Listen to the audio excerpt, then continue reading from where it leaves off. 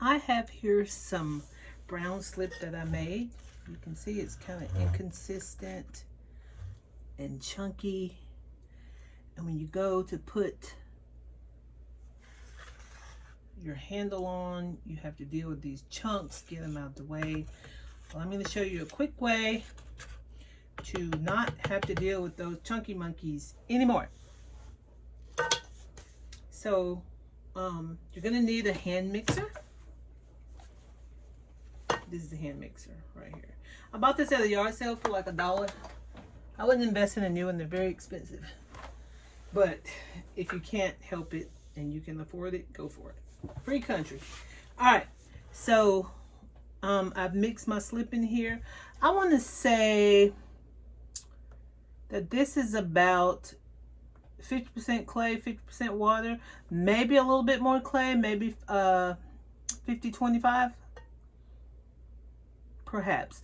But you can tell the consistency. You want it to be like a rich, like mashed potatoes, but without the texture. You want it to be very smooth and creamy like a milkshake. There we go.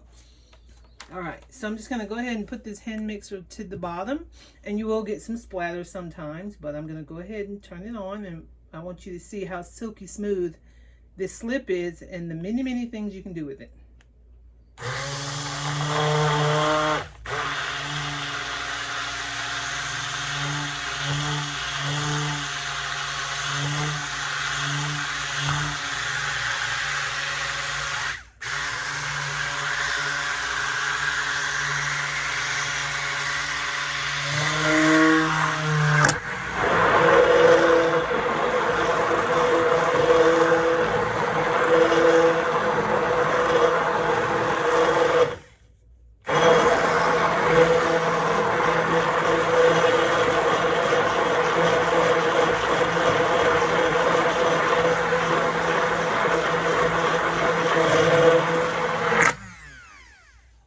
As you can see, I did that for about a minute.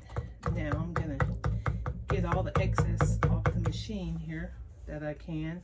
You might want to you might want to unplug this when you do this part, because these things are dangerous if they're on and you get your finger in there. This one right here, you have to use a lot of pressure to push the button, and I keep my hand below the power source so that way it's not coming on. But what I do is after I've mixed it, I clean it up immediately, because you don't want it getting caked on and having to soak it and all that. With everything, you want to have as little water exposure as you possibly can. So this can get messy also, but to clean it out, I just put it in some water. You want to make sure there's nothing in the water. This is my throwing water. So I'm going to just put it to the bottom and just turn it on.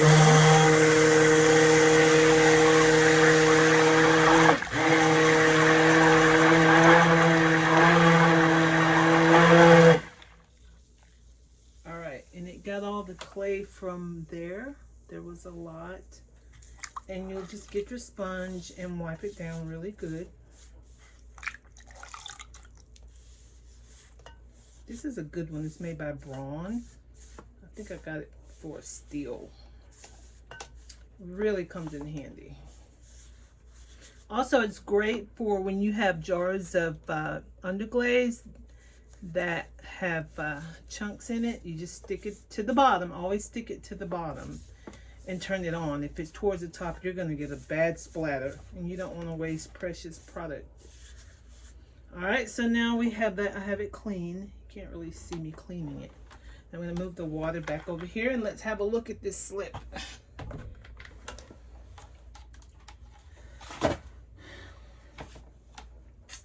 Okay, look how creamy and smooth look how creamy and smooth it is. Okay, I'll let you have a look at that. I always clean up everything that I use immediately. Just don't delay. A nice wet sponge will do you good. And always keep your bucket of clean water somewhere in your pottery room to just keep things wiped down. Okay. This is my brown clay. I just did one with my white clay. So once you're done, you can take a container like this or like this, and you put it in there. You can use a funnel if you want, or I use this little spatula, and this is a little time consuming and it can get a little bit messy because that hole isn't big enough, but you can think of creative ways to get it into the jar. Sometimes I just do like this, but like I said, this is a tiny little hole. So I found some jars that are a little bit more friendly to get your glaze into. I'll need a funnel to finish that one, but here is one I made with the Hobby Lobby clay, and I call it Hobby Lobby Slip right here. As you can see, it's nice and smooth, and when I'm ready to go attach a handle, all I have to do now is put little globs of clay on there right from the bottle. You can also use this for slip trailing if you want to do some extra decorations on your pieces. This container was made by Sugar Bell. I think I got it from AC Moore when it was open. You may be able to find them products online or at Michael's, but the jars are real soft and squishy, so you can actually get some nice movement there. Let's try this. Let's say I wanted to make a heart, so you can get some nice drawings there too. Okay, good luck.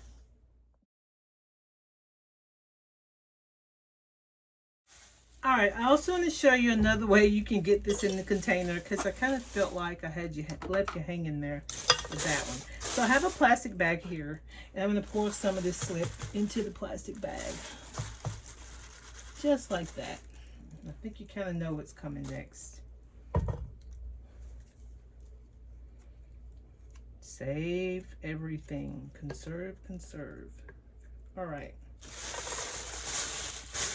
So I'm going to squish all of this into the end of this bag, and I'm going to just nick it with some scissors. Kind of like cake frosting, but it can get a little messy if your hole gets too big. I think I'll put the hole right here. And I'm going to loosen the pressure up on it. Oh, I don't want a big hole. I think that's great. Move that little piece of plastic. So now I can just squeeze that in there like that. Make sure you can see that. Okay. Oops. Still kind of messy and tedious, but it's so worth it once you go get it done. Move all my junk out of your way. Another squeeze there. Looks like my hole is getting a little bigger than I need it to be.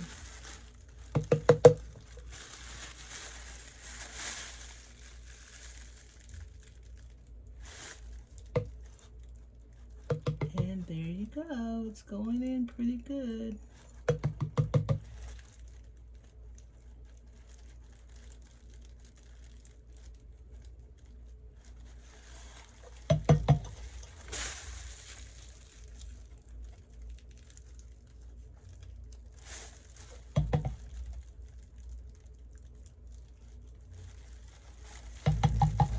Now, there we go.